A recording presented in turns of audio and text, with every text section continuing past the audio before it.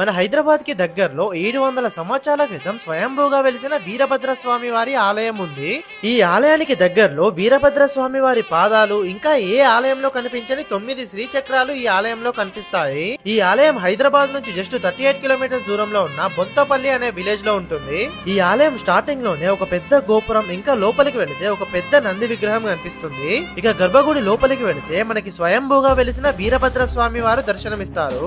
ఈ ఆలయం లోపల ఒక అల్లుబండ ఉంటుంది. ఇక్కడ మనం ఏదైనా కోరిక కోరుకొని వేళ్లు పెడితే ఆ కోరిక నెరవేరుతుందో లేదో తెలుసుకోవచ్చంట.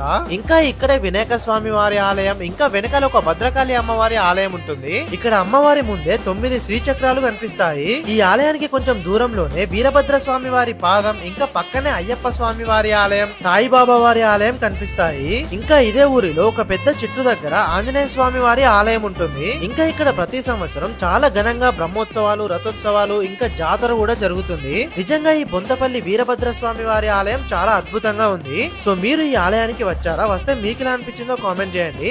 అండ్ ఈ వీడియోని మీ ఫ్రెండ్స్ అందరికి షేర్ చేయండి.